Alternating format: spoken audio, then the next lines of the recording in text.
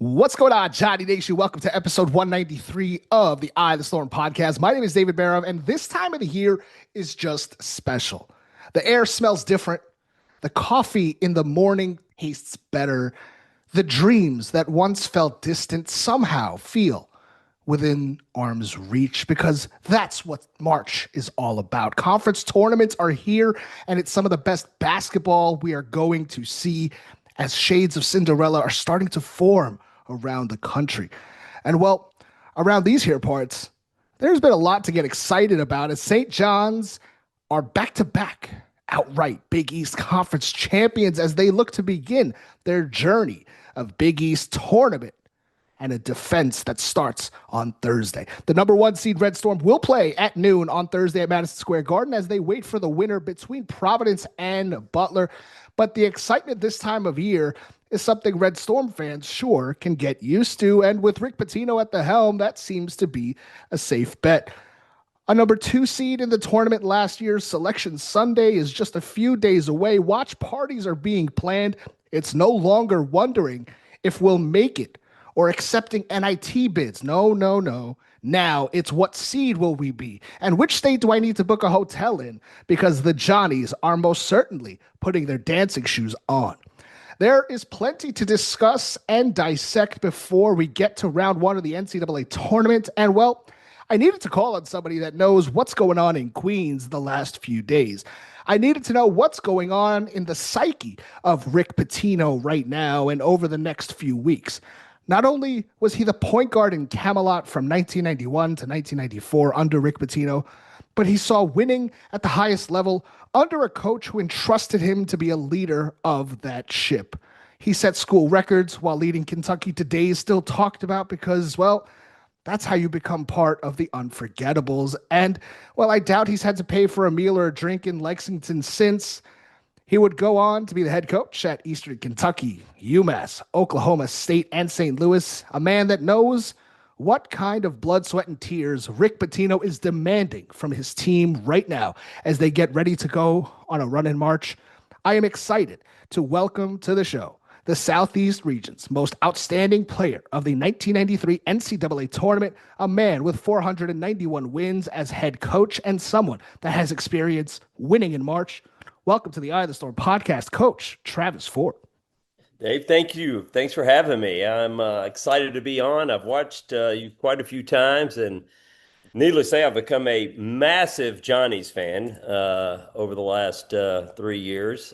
So this is exciting for me. I'm excited to be here. Well, we're excited to have you, Coach. I don't know if people really realize that you've been kind of around campus and following the team.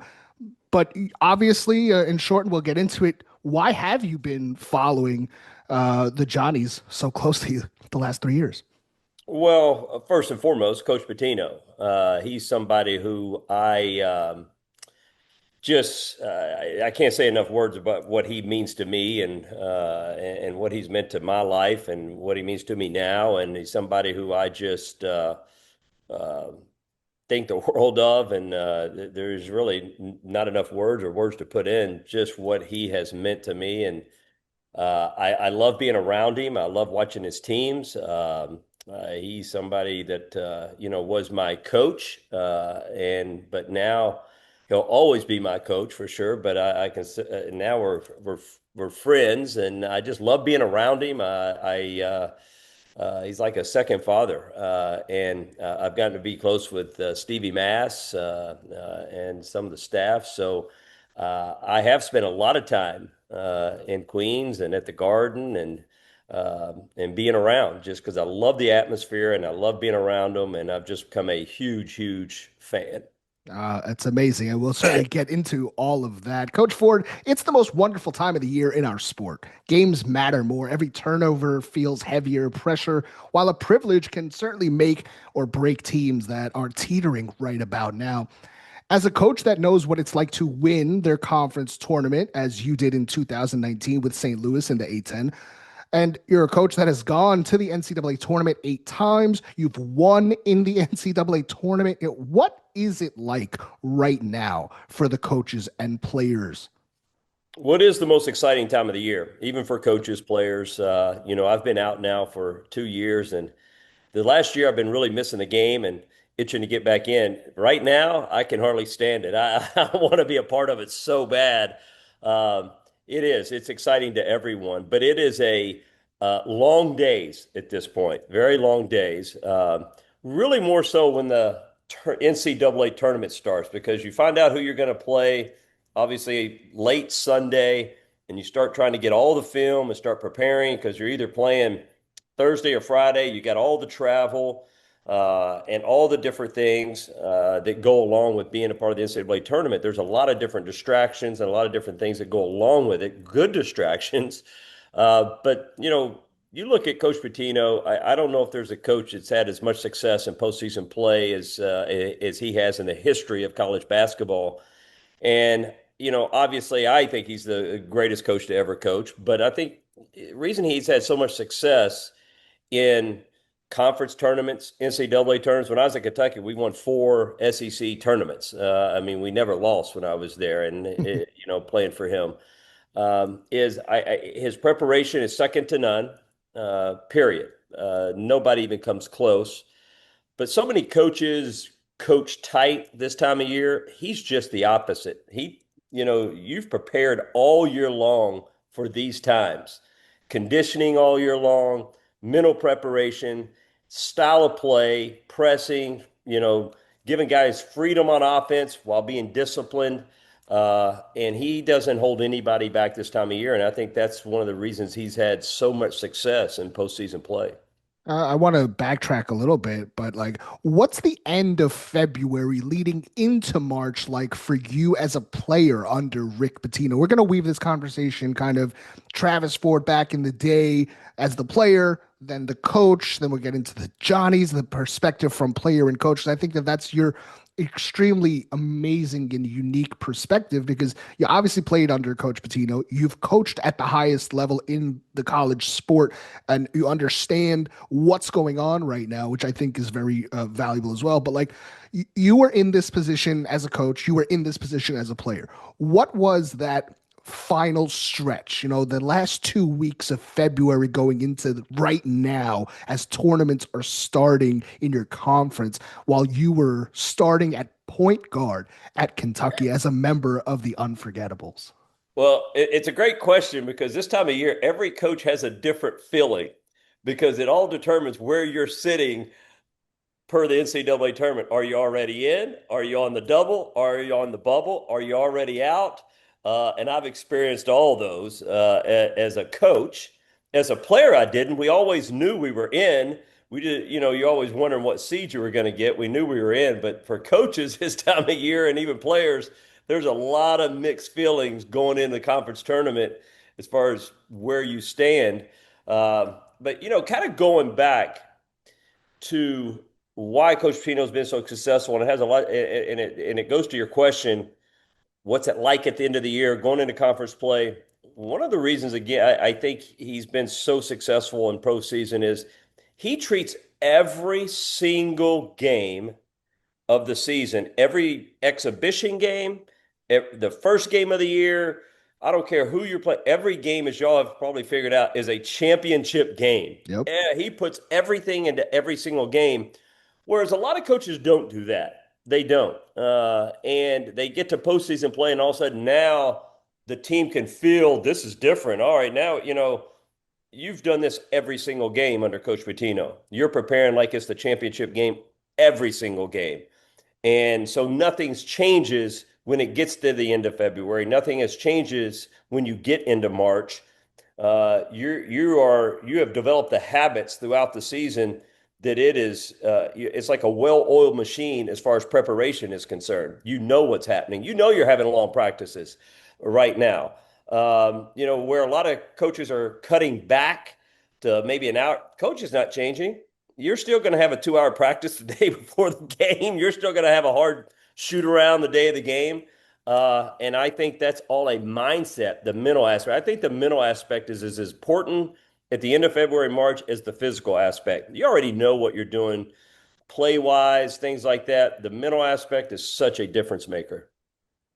You talk about how Rick Pitino sets the standard game in and game out. You know, the bye games in November hold the same amount of weight as the games against UConn. Absolutely. That's, Rick will talk any team up like they are, Havlicek Celtics, right? So, what I'm curious about, and you've been out of the game for just a little bit, but you've obviously been surrounding it. But there's a new landscape in college basketball where there are a lot of new faces, and that has changed how even Rick feels about his own teams because of that lack of continuity. The next 3 or 4 weeks is about that championship mentality. Zuby Ejiofor, who has been named the defensive player of the year in the Big East, was named preseason Big East player of the year, and likely on Wednesday, March 11th, will get Big East player of the year, is somebody that has cited that championship mentality that Rick Pitino has instilled in him. And that's what he is trying to get everybody to buy into this year. And he has, and now, especially into March. What do guys like him have to do for you as a coach and to get everybody to buy into that, especially for Rick Pitino's team? Like, is it as cliche of like you have to buy into it because nothing else matters and hating to lose more than you love to win? You know, how do you buy into that, especially with guys who like haven't done it before and weren't here last year? Yeah, St. John's in general is very lucky that they have Zuby that can reflect on, last year's, obviously incredible season didn't end the way they wanted, and that's going to be part of the experience. That's going to be part of hopefully what Zuby can talk about, and hopefully win another. They've already won an outright Big East regular season That's right. title. Hopefully, they can win another Big East tournament title and then start talking about we want to go far in the NCAA tournament. And, for whatever reason, came up short last year, but Zuby can, as your leader in the locker room, he can reflect on those things, which is very, very, very important. That you have a 3-year veteran who is not only the best player in the league, but has probably the greatest character in the league as well. Absolutely. So that's a huge, huge bonus. And I've been around enough to see uh, through practices and things that they do listen to Zuby. He carries a big stick. There's no question. They understand he is the leader of the team, and that's good to have. You know, Coach Pitino does such an incredible job of getting his teams to focus, and it's the old cliche, one game at a time. But, he does a great job of getting his players to just lose themselves in the game plan, lose themselves in the scouting report, lose themselves into the moment rather than looking ahead. And that's difficult to do. I think it's difficult to do. It's harder now than it probably ever has been because you most likely only have this group of players for 1 year. And they're just, when you had a group together for 2, 3, 4 years, then they tend to stick together a little bit more. When you're together for 1 year and you're making millions of dollars and you know, this is it, and you're already thinking about what's going ahead, I think winning has become a little bit secondary to some people. I don't think Coach Pitino has that problem because of the respect when he walks into that locker room. And I felt this as a player and still feel it today when he walks in the locker room. And I'm at the St. John's practice or I'm in the locker room before the game. When he walks in, I'm just like, you're just glued to what he is saying and you believe every single word of it. And you're saying, I better do what he says because he knows what he's doing. There's not many coaches out there and I think that's true of every player. He has that presence, but he also has the reputation of being the greatest college coach to ever live. And that's another reason I think that he gets that respect when he walks in that locker room, that you're able to just focus one game at a time. You mentioned scouting report. That's something that's come up this year a lot with this team. And again, it's come up a few times in Rick Pitino's tenure where losses and even in wins, he would be disappointed with teams, his guys not perhaps buying into the scout, not following the scout, not remembering, whether a player always goes right 70% of the time, whether, you can't give him his left, you can't, anything like that. And obviously that's the hyper focus that comes with a scouting report, but specifically with Rick Pitino, it's something that he has really hammered home as being the most important thing getting ready for games. Do you remember that going back to your time too, how intense and detailed scouting was for Rick Pitino? What guys like Herb Sendek and Billy Donovan did with getting you guys ready in those days? Oh, Dave, I tell you, it's I get the question throughout my coaching career all the time. Maybe the question I've gotten the most is, what did you taken from Coach Pitino? What did you learn from Coach Pitino? And it's usually the same answers. Work ethic, obviously. I always thought I worked hard, but I learned to work harder than I ever thought I could. But I also watched somebody who worked harder than everybody else in Coach Pitino. I learned his work ethic. And then preparation. I said, how we prepared at Kentucky and what I learned under him is like no one else in the game of basketball prepares as well as he does. And that's the number one thing I took all to every program that I've ever coached in my 28 years as a college head coach. Is I prepared no try to just like I learned at Kentucky. He is a master. He has knowledge and feel and understanding of the game and to be able to teach it while watching live action is incredible. It's amazing. In practice, they'll be playing, and all of a sudden he'll stop something, and I'm like, how did he see that? That's just still today. Like he sees everything. But his preparation is absolutely second to none. That has not changed. And you talk about learning who wants to go right, who goes left. Those are the easy parts.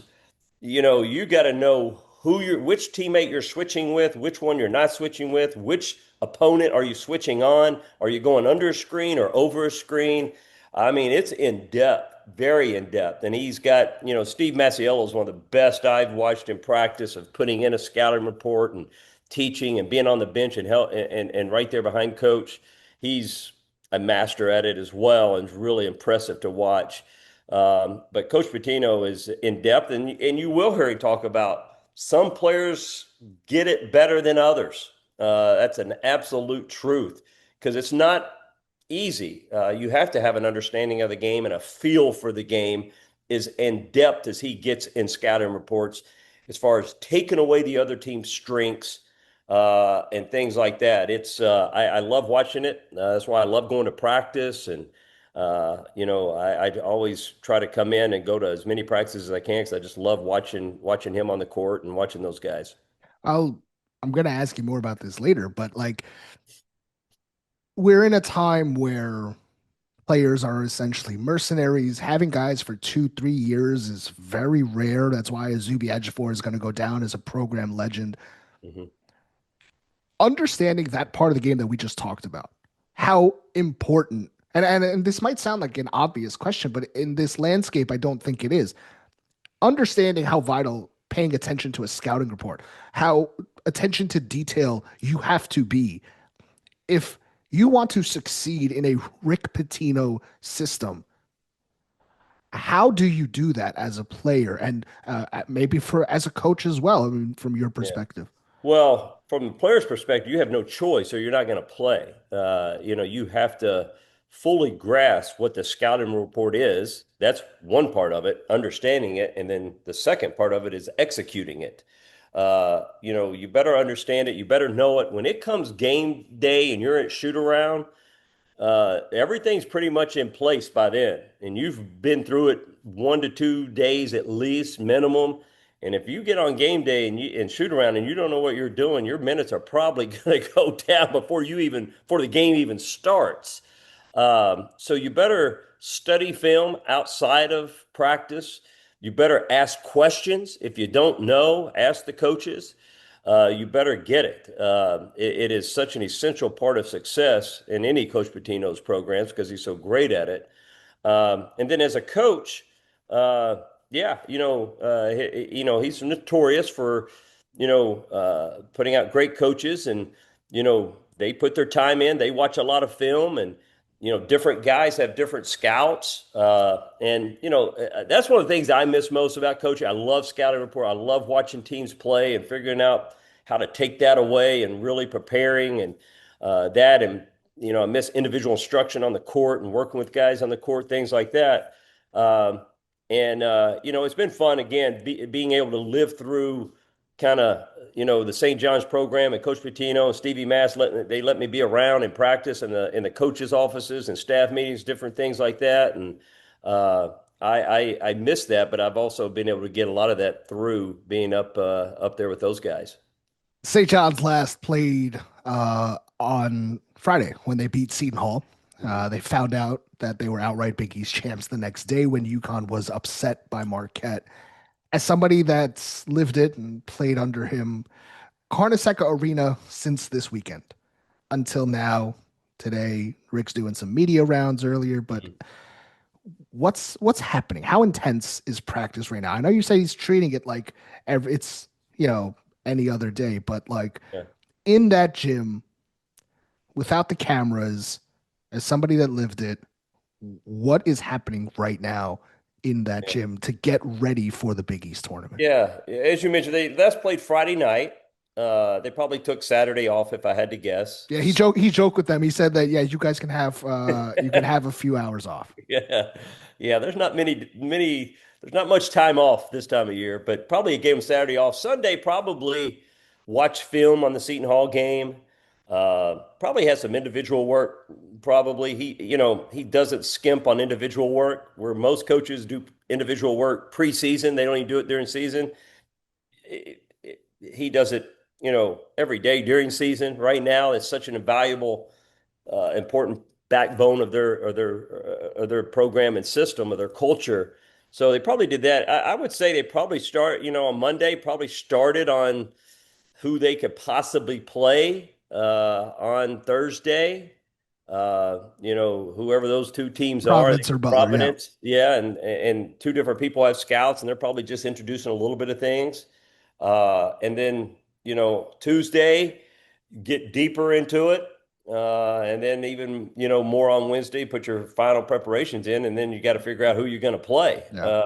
And then once they figure out who they'll play, they'll reconvene most likely and start watching more film on that team, specific team, while other coaches are preparing for the next games to come ahead. I mean, it is long hours this time of year for all the coaches, assistant coaches. I miss it. I used to love this time of year, sitting up in hotels all night long. You win a game in the tournament, and then you got less than 24 hours to play the next one, but you got to start watching film all night long. You're ordering pizzas in the room. You're having just all kinds of food. I miss it tremendously. As hard as it is and long nights, it's what you live for. Take me back to 92, 93 season. Along the journey of that epic season, you guys actually played St. John's on December 30th, 1992 in the ECAC Holiday Sure did. Festival Sure at the did. Garden. Roderick Rhodes was MVP. We had Jamal Mashburn, the best player in college basketball, and Roderick Yeah. came home as well as Mash did and got MVP. Remember it very, Yeah. very well. 86-77. Yeah. That St. John's team was shortly right after Louis retired, led by David Kane, Chanel Scott, Lamont Middleton. What did you think of those St. John's teams back then? I believe that's the only year that you played St. John's when you were at Kentucky. But also, did you feel like that team was very special that you were on? Did you feel like that run was coming, what you guys were about to do? Because that was about, I think, like 8 or 9 games into the season for you. I did, and I'll get to it. But what's interesting? You asked, did I know much about St. John's? And nobody's ever asked me this. I don't even think I've never even told Coach. I've always been a huge St. John's fan. I just love the tradition of St. John's. Luke Arnseca, Chris Mullen, Walter Berry. I've always Mark Jackson. I don't know why. Obviously, not nowhere near from New York or that area. Born and raised in Kentucky. Throughout my playing career, I just always liked St. John's, enjoyed St. John's, and thought very highly of St. John's. Um, but going back to did I know? I did because I quickly realized trajectory that Jamal Mashburn was on and could carry us. There's no question, he got most of all the National Player of the Year honors. Calvert Chaney got a few that year. Um, but I knew I was playing alongside somebody very, very special. I was the starting point guard and played 39 minutes a game. And, and Jason was talking about this the other day. I shot, I think, 53% or something from Yep. 3-point line and shot almost six threes a game as attempted. And I said, it's real easy to get open threes when you're playing against Jamal Mashburn, who's getting triple teamed. So it's not hard. Now I got to make it, and I had to make it, or I couldn't play. I was a little bitty fella trying to run around out there. If I couldn't make threes and make my free throws and make good decisions and run the team, I had no business being out there. Uh, but playing with Jamal Mashburn made my job a whole lot easier. That's for sure. But you could feel it coming on. You really could. We knew we had a really good returning players, obviously in Jamal Mashburn, and we had myself, Dale Brown was who was it was interesting. Dale Brown, my his senior year, my junior, we were college roommates, and Dale Brown was a prolific number one scorer in junior college, averaged like 35 points a game in junior college, and came to Kentucky. And he joked about he never played defense in his life, and he was a prolific scorer. Coach Pitino turned him into and made him believe in defense like nobody I've ever seen, and was I Wow. think might have defensive player of the year in the league. He went from that to just Coach Pitino made him believe you're this great defender. Next thing you know, we talk about it, he goes, man, I never thought, he really convinced Dale that he's this defender. Um, but we had some really good pieces. And we had some really good freshman class. Obviously, we mentioned Roderick Rose, but Jared Prickett was another player that Yep. really played a huge, huge role. Ended up was a starter at the end of the year. And we went on a run in NCAA tournament. We won the SEC tournament. We won that. We go to the NCAA tournament and we go on a run that was unheard of until Crazy. just a couple years ago. We had the largest margin of victory going into a Final Four. 31 points. We were winning about 22, 23, 24 points a game. 31. You guys have in the NCAA tournament when What you guys beat Rider, Utah, Wake Forest, and Florida State by an average of 31 points. it was ridiculous. And the Sick. big game was that Sweet 16 game. They had pubbed all week long Jamal Mashburn against Rodney Rogers, the two best power forwards in the game, and they were. Rodney was a unbelievable Yeah. player in person. But they pubbed this game up because Wake was great, we were great, and I can remember all week long pubbing him. We've been rolling each other, rolling teams, and we just thought, man, this is going to be a tough, tough game. We're up 34 at halftime. Yeah. Not that tough. 34 points at halftime. And And Coach Patino probably said at halftime, it's 0-0. You're losing. yeah, You're losing. exactly. No question. No question. But we obviously won that game going away. And then the next game, the only game we were down at halftime to Florida State, which had like five NBA players on it. They had Charlie Ward, Bob Sura, Doug Edwards. I can't remember. They were loaded, absolutely loaded, and then we just blew them out second half and beat them by 16, 17, 18, whatever it was. And went and played in an incredible Final Four in the Superdome. At that time, was the largest crowd to ever watch Hmm. watch a Final Four in New Orleans. And us, Michigan, North Carolina, Kansas, great teams. And lost in overtime and got all kinds of excuses. Jamal fouls out early. That obviously was rough on us. Dale Brown was having the game of his Yep. life and dislocated his shoulder 12 minutes in the game, 14, 15 minutes in the game, Crazy. whatever it was. But incredible run. I think we were 30-4. But yeah, a really, really fun year. In your time at Kentucky, you played for Well, guys who are in the news right now. I mean, Herb Sendek, what he's doing right now.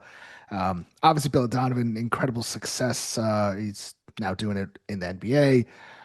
Bernadette Lockmatics, and obviously Coach Pitino, guiding some of the guys that you just mentioned. Obviously, Jamal Mashburn, Dale Brown, Roderick Rhodes, Tony Delk, Jeff Shepard, John Pelfrey.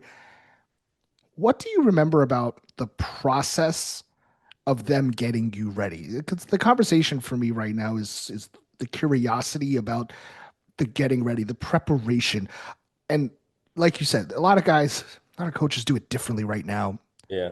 But Rick Pitino has held a standard, and there's so many stories from assistant coaches to GAs to guys who are now high level associate head coaches who were under his coaching tree and talked about that preparation. But that those three coaches in Coach Herb, Coach Donovan, Bernadette Lockmax, like they were a core group for quite a while there in Kentucky under Coach Pitino.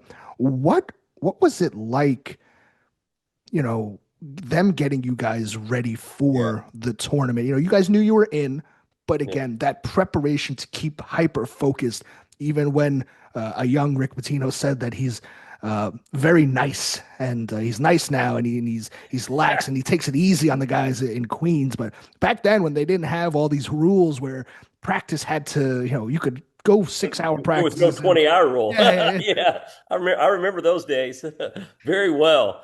Um, Again, one of the many, many things that makes Coach Pitino elite, makes him great, he hasn't changed. You never hear him necessarily complain about NIL or the portal, and he just adapts.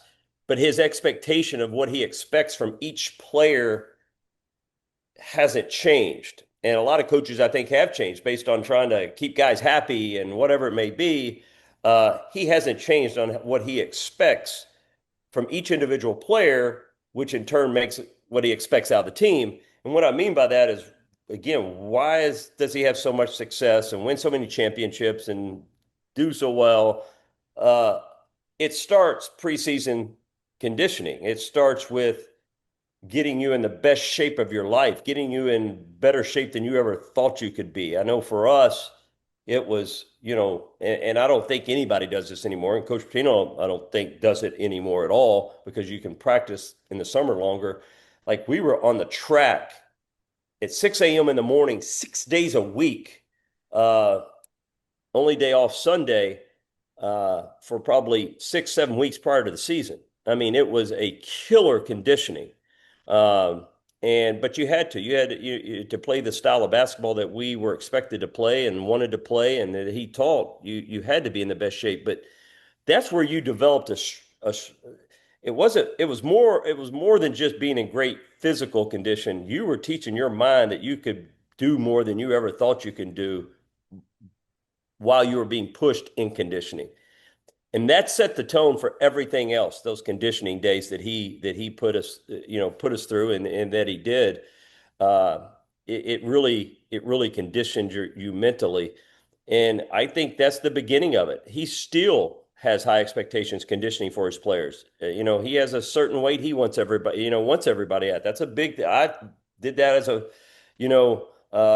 a coach. I took that like every player. What is their ideal weight? You get the strength and conditioning coach, and you figure it out. And he's a He's stickler. done that with his assistant coaches. Oh yeah, he is a stickler for it, and that's an expectation that hasn't changed. I mean, I played at 150 pounds or below. That's where I had to be. That was my number.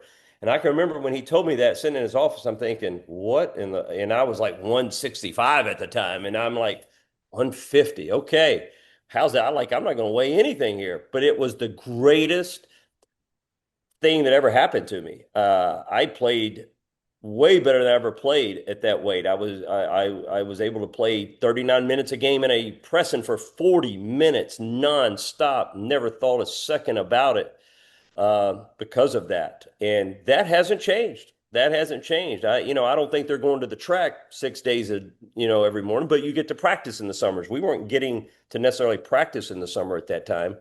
So it was essential. So his expectations of what he expected of my team as individuals, conditioning, performance, execution, preparation hasn't changed one. I've watched him. It hadn't changed one single bit, not one single bit. We just rattled off the 92-93, the run. I mentioned an average of 31 points. It was boys against men for four Yeah. straight games until you faced the Fab Five and lost in overtime. As a coach and as a player, how much did you draw on that experience, that run, to try and teach your kids that you coach to pull examples of what it takes to win at that high level? Because you lived it, not just playing for Rick Pitino, but you put the work in, those 6 a.m. track, the runs, being in the best shape of your life to make games easier than practice. How much did you kind of point to those moments and perhaps still do in your day-to-day life when you talk to perhaps young kids or anybody that wants to get into the profession? Yeah, and I've talked about a lot. My dad taught me the game of basketball. My dad had an incredible knowledge of the game. He's a very successful high school coach. He was a very good college player at Murray State University. He went on to be a very good high school coach and taught me the game the right way. And and I still say one of the smartest basketball minds I've ever been around. And then obviously Coach Pitino is the person, those two people I've taken pretty much everything from, that I learned, and I reflected on it every single day of my coaching career. Every single day, my experiences playing for Coach Pitino, whether, as a player, and tried to put myself into, what he would do and what did we do, what drills, what film work, how did we do this, how do we do that, and probably a little too much, probably, but no question, he had a massive effect on me and still obviously does. And if I get back into coaching, that part won't change. And I'll be even, being around him the last 2 years, I've learned even so much more, and watching him and absorbing everything. Um, and yeah, absolutely. Every single day, I was able to play for the greatest coach in the history of college basketball. And I did. Everybody has their own little things that we like Yeah. to do based on your personnel and different things like that. But there's absolutely a lot I tried to do that I learned from him while I played for him.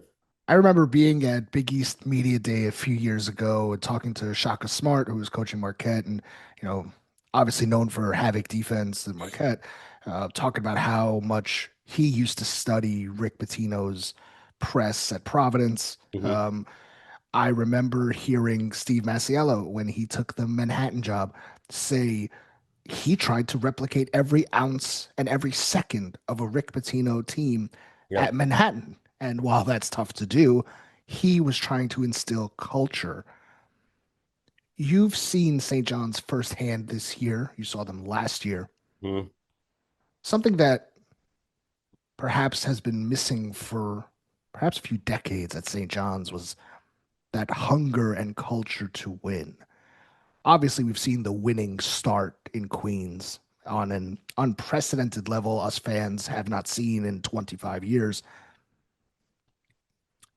What you have seen this year specifically, is it enough that you think this team is ready to go on a run in March? Yeah, I do. And one thing, and one reason I think is you've got to go back, and you talked about last season. Hmm. And, I think last season's team probably had a lot of um, to do with the success maybe that they're having right now. And what I mean by that, what I think is the expectation that team set from last year. This is how St. John's does. This is how Coach Pitino's teams do it. Hmm. Winning championships. Obviously, would have went further in the tournament. Those are one games. It's Yeah. one, but it was an amazing year and a crazy year in year two. Finished year one on a hotter and fire, and really brought that team on. But Only team that gave UConn any kind of a struggle that year. yeah, I mean, with just hotter and fire at the end of the Yeah. season. It should have made the tournament. Yeah. But then in year two, uh, a total domination. I mean, for where the program had been in the previous years and the expectation that it set. And what I mean by this year's team is this year's team gets off to a slow start. Then all of a sudden you can say, wait a second here, that's not how we do it here.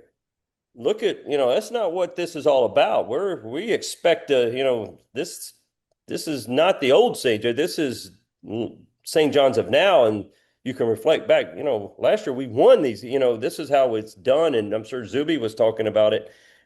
And when you have a group of new players, that can rally around like this is not acceptable around here. This is not acceptable. This is not how Coach Pitino's teams play, and this is not we're used to winning now, and I think that can carry over right now. The fact that they set a big bar last year's team can do that. I think this year's team is, playing great, obviously great basketball right now. They've got great talent. They got a great leader, which is I think is very important to go far this time of year. You know, I'm not sure what the leadership on the court was like last year, but I think Zuby has a real presence on the court to help lead. They got offensive weapons. They're got great length. So yeah, I think their build could make a long run. I just think the NCAA tournament is hard based on just your matchup, like who do you draw, what's your Yeah. matchups. I think anybody would tell you that some roads are not because they're easier teams, they're just easier matchups and things. You can run into a bad matchup and things don't go your way. Well, St. John's knows about that all too well last year, Yeah, going up against Arkansas and that size and physicality they really weren't ready for last year. it was some incredible athletes, but so yeah, I think they are. I think they've proven it by going out and winning the Big East, which is not easy to do. That hopefully they can set themselves up for a long run here in postseason play. Joined by Travis Ford, former head coach of the St. Louis Billikens, as well as Oklahoma State and UMass. Coach, you mentioned something about leadership there, and obviously we talk about Zuby. St. John's is fortunate to have other captains as well. Sadiku Ibine-Ayo, who has been with Rick Pitino for many years now as well. Dylan Mitchell this year was named a captain as well. One thing that Rick Pitino has spoken about a lot, especially about Zuby's growth, has been how vocal he's been in timeouts.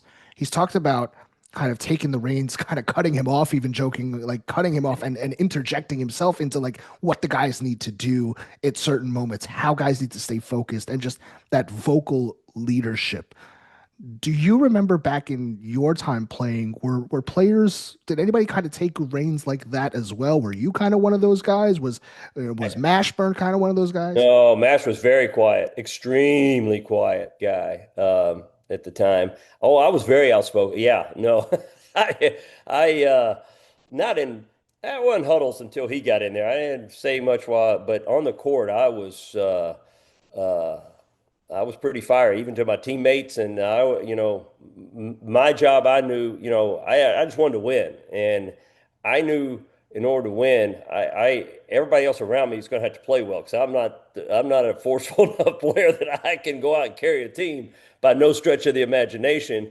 And I knew what every single player needed to do. I knew what and I made it very clear a lot of times that this is how it's supposed to be done, and I was very vocal as a player, Did very you feel vocal. like an extension of Coach Pitino I out there? did, I did, no question, and that's what I wanted to be, and he taught me that. I wouldn't say I went there and even was ready for that at all, but I learned it and developed it by meeting with him and him being hard on me and the expectation he had for me and doing stuff. Again, I was raised in a basketball family, raised playing basketball my whole life. I mean, basketball's been my life since I was born and from everything that I've ever done. And I thought I knew everything until I got to Kentucky and I realized, I can be in a whole lot better shape and I can work harder than I've ever worked. I thought I had a good work ethic until I learned more Yeah. from Coach Pitino. Um, and, but yeah, I was very vocal and I needed to be an extension of him. And I took pride in that. I wanted to be that out of respect for him and our team. So I definitely wanted to do that. And, uh, I had to. I had no choice. If I wasn't going to do that, I didn't. Again, I had a lot of limitations physically that I better be able to do those type things to help my team win. I'm sitting here listening to you describe your game and talk about yourself, obviously in the past tense, and you look up some of your highlights and things like that, and it's like, hey, we kind of got a guy on our team like that right now, and somebody that has kind of went into that point guard role right now in Dylan Darling, somebody that kind of came into St. John's. All this conversation around him was, can he make the jump from Idaho State? Yes, he was player of the year, but can he make that jump not only to the Big East, but to play for Rick Pitino? Now, one thing that Dylan Darling has that most people don't, besides church bells, as we all know now in Queens, but he also comes from a pedigree where his parents are both athletes, but his father played football as well. The kid is as tough as it comes, and I think that in order to play point guard, especially in New York, especially at St. John's, especially for Rick Pitino, you got to be tougher than anybody else. And I'm glad you brought that up because you're 100% correct, and it's a great lesson, but it's true for you can go on and all the players that have been successful with Coach Tino and how did they become successful? And there's so many examples like a Dylan Darling who, whether you're coming in as a freshman or whether you're coming in as a transfer, are you ready to play at this level and are you ready to play for Coach Pitino? Well, he comes in with a big reputation, had a lot of success of where he's at, but I think there was questions, is it going to translate to this level? Correct. Comes in and really struggles early, Mhm. struggles really early. So, and Coach Pitino is hard on, he coaches everybody hard. I don't care if you're playing great or not. He's going to get the most out of you, period. No matter whatever your potential is, he's going to get it, whatever that is. But not everybody can take it. Not everybody can handle that. If you will listen and don't get into your own feelings and think you know more, or you listen to outside people who think they know more, which is insane, you will get there. I promise you. You will get where you need to go. Dylan Darling did that. He took it. I was around. He was struggling. He went from starting to not even hardly playing to just kept getting better and listening and gotten individually in the gym with Coach Patina and just listen, listen, listen. And he's persevered through it because Coach Pitino knows how to develop individual players, which in turn develops great teams. And not everybody has that ability to humble themselves because it's not easy. It wasn't always easy for me to hear it. It's not. But if you can push through it, listen, get out of your own feelings, and realize, all right, I may not. He may know a lot more than me, and if I listen to him, let's see how that goes. Usually, it works out extremely well for that individual and for that team. And Dylan Darling, he's a great example of that. Great, because there was a time there that people weren't like Oh yeah, he's not going to play, like he yeah. can't play, not going to be able to play, and now you can't afford to take him off the court. It's funny you say that because my mind goes to, my season tickets are about 6 rows behind the St. John's bench at the Garden, and as oftentimes we can hear what's being said, and well, Coach is can be colorful with his language, and he gets into the coaches, his assistant coaches' faces, his players' faces, and my wife will oftentimes be like, if he yelled at me like that one time, I would just cower in fear and I would just disintegrate. Well, And nobody's immune to it. I don't care if you're the oh best yeah, player. He used to jump Jamal Mashburn, and everybody knew when he jumped Jamal, you're like, oh, shoot, we better get right. Because if he's jumping Jamal, we know, and he would. He would but I say that to, irate, to and we're back not, up. and everybody would be like, I could still feel it, like, oh, we better get right. And like, I'm glad he's yelling at him, but if he's yelling at him, I know I'm going to Yeah. be here right next. But I So, say that, I say that to back up your point because like it's that you can't take it you can take it personally because obviously he cares and he's trying to get you better, but it's the message not exactly what's like how it's being said. Right. And especially coming from a Rick Pitino, like you said, I mean, there's nobody in the world probably that knows or has forgotten more basketball than him. So I think that that's just a vital lesson Yeah. for a lot of players, parents, handlers, anybody who might happen to listen to this, who might have a kid that's going to come through this program. It's something that, you got to instill into some of these kids these days, especially. Yeah, no question. You've got to be able to take what he's saying and how he's saying it to help you get better and to motivate you. Period. If you want to get better. If all of a sudden you're supposed to be a player that you think you're supposed to be playing and all that, and all of a sudden you're not playing as many minutes, then that neither you're either going to sulk about it or you're going to get motivated by that. Motivated to, all right, I need to be better. I need to listen. Those are the two ways you can go, and only one way is going to win out. Only one. There's no, you know, it's sulking and doing all that and letting it Yeah. get into your feelings. That it's only going to hurt you. It's not solving anything. It's not going to change him. It's not going to change anybody. You got to be able to let you got to listen to it to make you better, but you also got to use it as motivation to want to be better. I know you've been following this team closely this year and tuned into every game. And when you saw them struggling early on in the non-conference losses to Alabama, Iowa State, Auburn, Kentucky, that unfortunate January 3rd loss to Providence that kind of changed everything, were you concerned? No, not really. And I say that honestly because I think, and I've talked a lot about this before the season started and doing different podcasts and TV shows. In today's era of the portal and rebuilding teams pretty much every year, some teams are going to come out of the gates and they're just chemistry was, and they may have 10 new players. Chemistry just comes together perfectly and they get it quicker and they have more success. Some teams on paper are going to have all this talent and they're thinking, man, they're killers, but they just not going to gel. You don't know when it's going to gel. You haven't been playing together for 2 to 3 years. You've been together for a couple of months. So some years it's going to take longer than others, and you don't know. You have no idea when that is usually until the games start. You can't really tell in practice. You might get a feel for, oh, we're not quite where we thought we would be, but you don't really know until you start playing games. That's when you can get a judge of, all right, now we kind of see where we're at. Here's what we need to do. And I think that's going to be that way as long as kids can transfer every single year. I think that's just the way it's going to be. Some years you're going to come out of the gates great. Some years it's going to take longer. That's just going to be the nature of the beast as far as the portal era is concerned, I believe.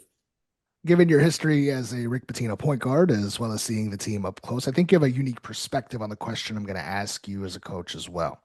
In the preseason, and even some people today have started talking about how St. John's could potentially do in the tournament. They're saying the same thing, but most talking heads have said that St. John's had a point guard problem early in the year. Ian Jackson was dubbed by Coach Pitino early on as a point guard, and most people didn't buy it. And, they were like, he's always played the two. He did that at UNC. Learning the position was a tall ask for Ian Jackson. Coach Pitino eventually kind of walked back after the Kentucky game or so about saying that, we kind of messed up there and we got to move Ian kind of to the natural spot. But a lot of things also changed in that sense where there was a lot of criticism on St. John's and recruiting, and did Rick Pitino make a mistake because he also early on prefaced it by saying the point guard position is dead in college sports. Perhaps that was Rick trying to mask a issue and trying to build the plane while flying it. But now, as the season has progressed, Ian Jackson has played more of the natural two guard, and he still had an up and down season. And we mentioned how great Dylan Darling has been. But one of the other things has been Dylan Mitchell, a 6'8" power forward, playing a point forward role as well. That has really changed a lot of the dynamic for Rick Pitino and St. John's. What's your take on the point guard position at St. John's in college today? And as it stands, do you think for St. John's specifically, could it be a hindrance come the NCAA tournament next week? Yeah, it's a great talking points. I mean, it's fun to talk about because I remember them going through that stage, and I remember all the comments Coach Pitino made, and I still don't think they probably have a true point guard on their team. I think even Dylan is probably a more scoring point guard and kind of used to kind of having the ball in his hands a long time, and coming from where he came from, and but I didn't think it was going to be a problem. I did think they would figure it out. And you make an incredible point that Mitchell has really relieved some of that pressure because he can bring it up. I agree with Coach. There's not that typical. Most teams do not have the old school point guard anymore. Mhm. It's developed more of a scoring position. It really has, and it started, I think, with everything usually starts from Europe and comes to the NBA and then here. But in the NBA, Steph Curry was the point guard that became a scorer, and that became what everybody wanted to do.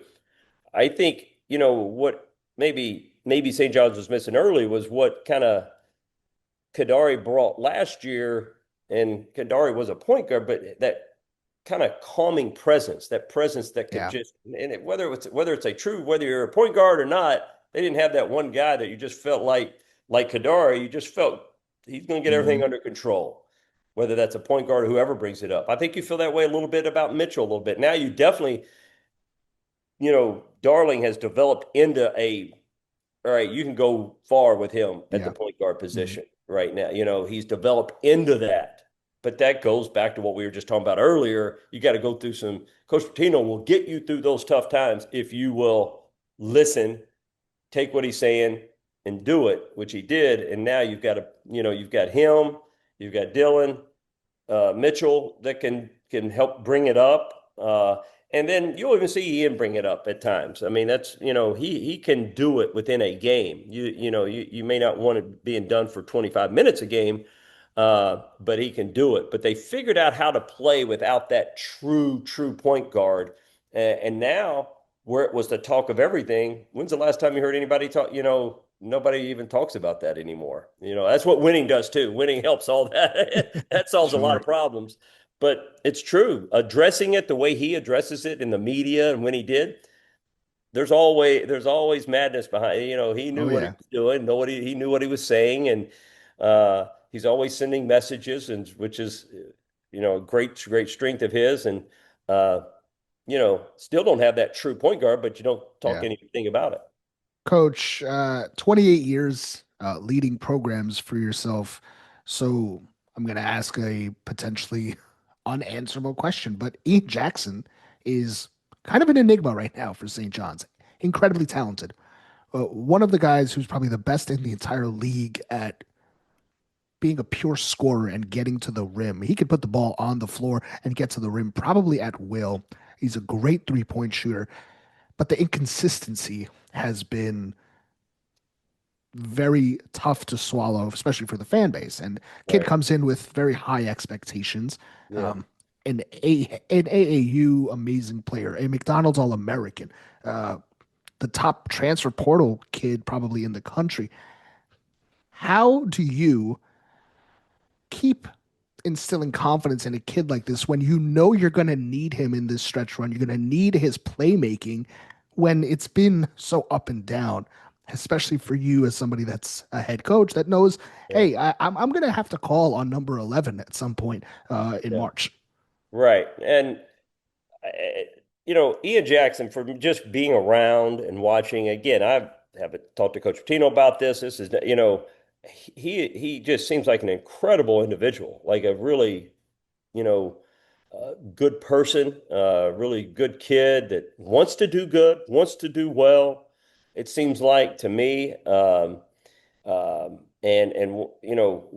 wants to be a part of it. But it goes back to what I was talking about with Dylan Darling. Can you step back and say, all right, I need to listen. I need to be motivated by maybe not playing as much as I thought I was going to play or whatever it may be. Can I let that motivate me to be better? Or how am I going to handle that? How am I going to handle that mentally? Because I think he's got incredible talent. You're exactly right. I think he's got incredible talent scoring the basketball. Um, I don't know all the ins and outs of scouting reports and how he does, and all those things, but he seems like a great kid to me. You see the talent. That's not hard. You just see the talent, but can that talent be formed to help the team win, not just when you're hot or something? What else are you going to do, Yeah. besides just try to go one-on-one or shoot. And I'm not saying that's all he does, but I think he could. I think he could. I'm not again around him every single day, but I think he could if he would allow himself just to listen to coach, try to do everything, and know that it may not happen right away, but eventually it will pay off. Yeah. It will pay off if you can really. And it's not. I'm not saying it's easy. It's hard. But I think that's a little bit of that. Coach Ford, you were at the Villanova game on February 28th when St. John's bounced back from a 32-point loss to UConn to beat the Wildcats by 32 points. They did so by shooting 53% from three. And as Jason Fortin, the St. John's analytics guru, pointed out, that couldn't have simply been a coincidence since you were at practice the day before, and only you are the high major player in D1 history to average 5.6 3-point attempts per game and shoot an eye-popping 53% beyond the arc for that season. I bring it up because, well, the Big East tournament begins on Thursday for St. John's, and for some reason, they haven't shot it great at home at MSG this year. Besides that Villanova game, really, there haven't been too many great shooting days at the Garden. As a coach, how do you possibly explain something as crazy as insane home road splits from three? What do you possibly do to fix it when you have to play 3 games in 3 days in that building? And more so, can we make sure that Travis Ford is at the Mecca starting on Thursday every single game so that St. John's can light up the nets? Because the only way that's happening is if you're sitting in the stands. Well, I would definitely, if Coach told me to be there, I would be there. I promise you. I'd do what he says. I would do anything he told me to do. But I can't answer that. I don't know if anybody can answer Yeah. that. And I will tell you this: I don't think that's Coach Pino's not thinking 1 second about that. I really, I don't think that concerns him 1 single second. That's not losing any sleep over that at all. Um, I just, they practice shooting. They do everything they're supposed to be doing. You can't. I don't know if there's any answer to why. Maybe they don't shoot. I don't know, but it can change any given game. It can change any given game, any moment. Um, I asked more so because I just wanted to make sure that you were in the building for all those 3 games. yeah, absolutely, absolutely. I'm planning on it. Coach, you've put a few guys into the NBA, most notably Marcus Smart. Um, you've also scouted a ton of guys that went to the NBA, and you've seen Zuby Ejiofor up close now for 2, 3 years. What do you make of his game, what he means as an anchor for Rick Pitino's team, and how he projects as a future NBA pro? Yeah, I'm probably biased, but I don't want to be because I want to, be as accurate. But I think he's going to be a great pro. I think he's very, I see a lot of second round. I mean, like, he's the type guy that you pass on that you regret later. Uh, Yep. I think he's a winner. That's not the only, being a winner is not going to get you drafted in first round, but he's got the physical talent, the athletic ability, and he can shoot the basketball. He doesn't shoot a ton of them, but in the NBA, we all know everybody continues to even get better. And he's already more than respectable from the 3-point line, Mhm. more than respectable, more than that. I mean, he's got freedom to shoot at any time. Um, and everybody gets better when they go to the NBA shooting threes. So that he's already got that. Physically, he can compete from day one, Yep. physically, athletically. You know the type attitude that he's going to bring every single day. I think he's going to be a very, very good longtime pro. That's my personal opinion. I just think he's continued to getting better every single year, and I think he can still continue to even get better. Still got some upside, but yeah, I think he's. I would be scared to pass on him. I really would. I just think he's such a winner. Coach Pitino is known to be demanding of his assistant coaches, as we've mentioned a few times. It's not easy working for Rick. It's not easy playing for Rick, but that's also why his coaching tree is so expansive. I remember a story that Doug Davenport told when he was on staff at Louisville in charge of putting together the scouting reports for games. Talked about he had to put together a really exhaustive scout to get ready for Western Kentucky because Rick was doing his thing and talking about Western Kentucky like they were the 96 Bulls. Yeah. And they were scheduled to play Kentucky Wildcats a week later. Davenport recalled that, his usual method was prepping about 25 hours worth of work into games, and about 2 days before the actual game, he'll have it done. He recalled Rick Pitino coming to him 2 days before the Western Kentucky game and said, "Is the Kentucky game scout done yet?" And Davenport sheepishly said, "Yeah, sure."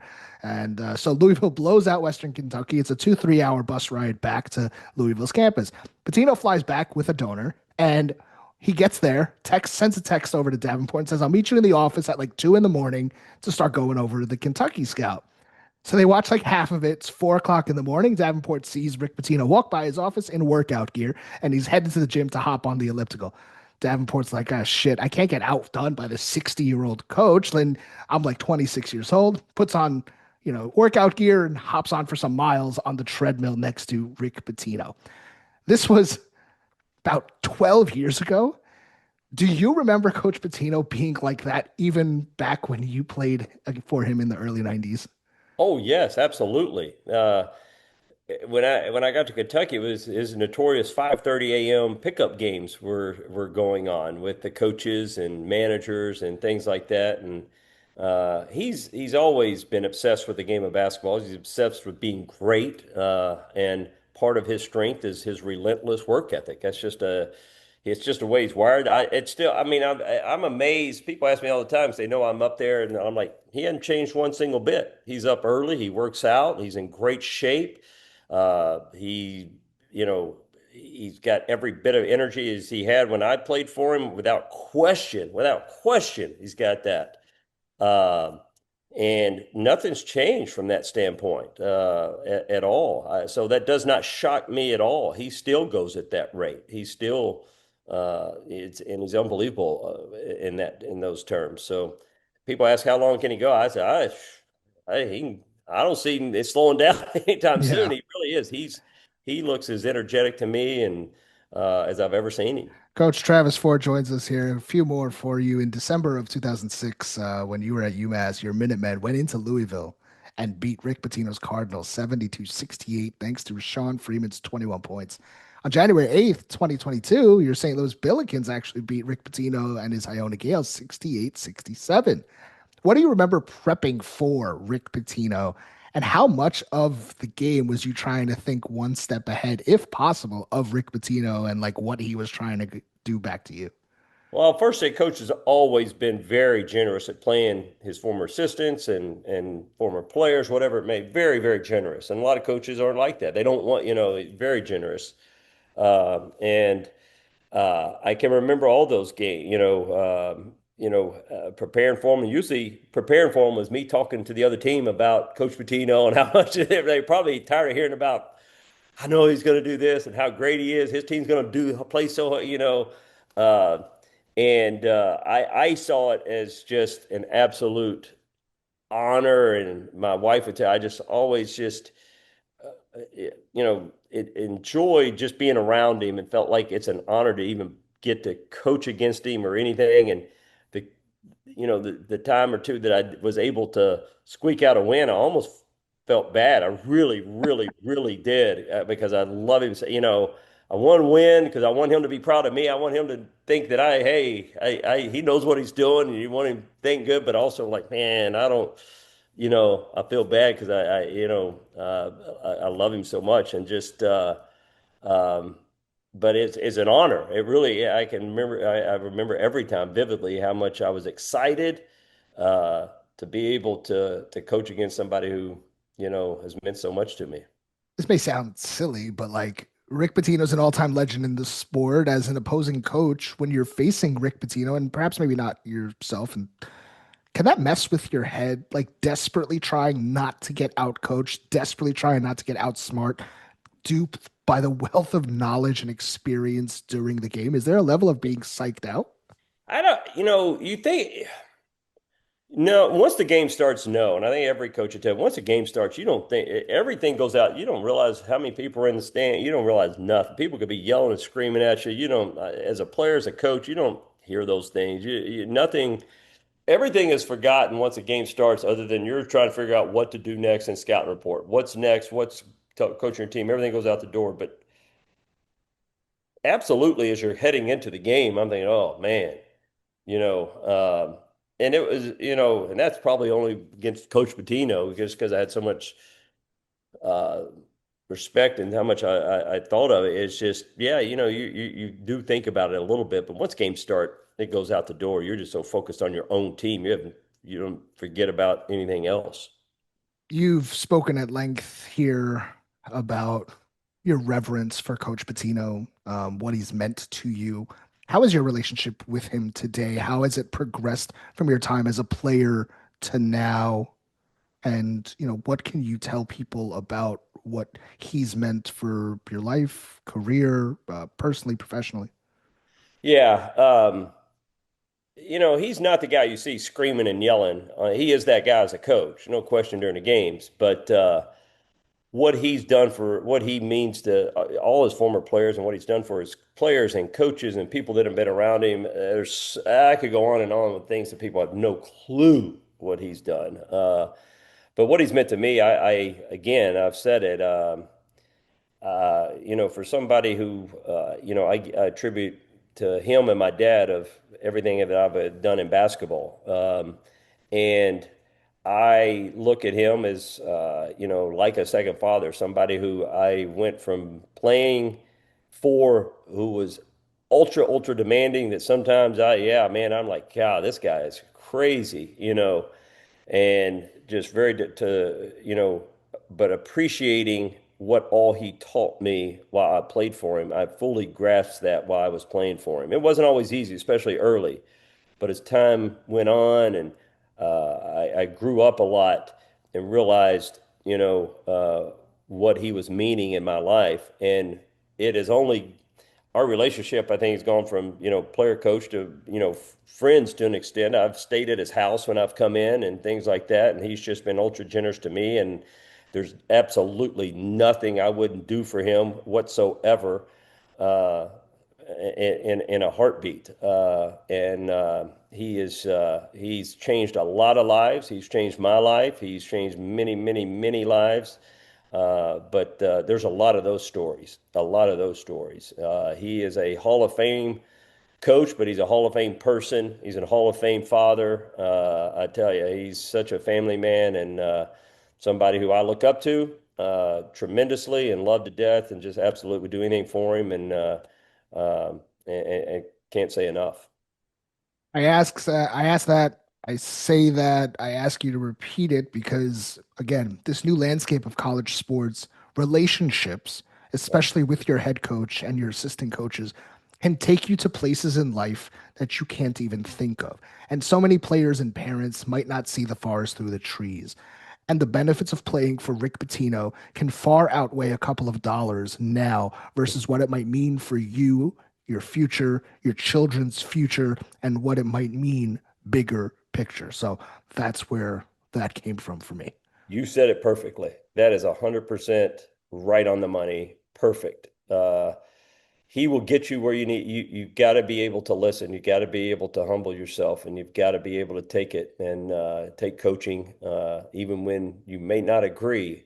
But know that if you'll do it, darn good chance he will change your life. He will change your life for sure. All right, Coach Travis Ford, we are ending it right here.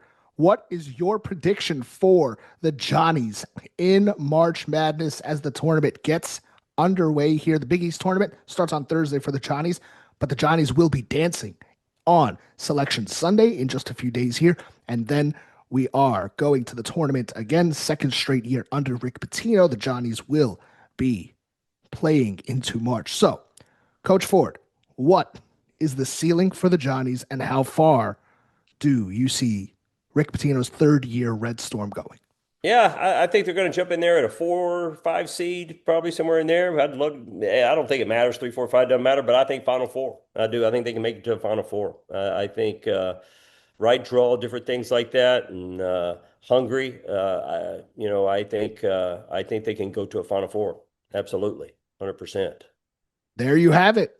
I don't know what else you could possibly want. Johnny Nation, he's Coach Travis Ford, giving us a peek behind the curtain into what it's like playing for Rick Pitino, what it's like coaching for Rick Pitino, what it's like being in that locker room, being in that gym, getting ready for the craziest and best time of the year.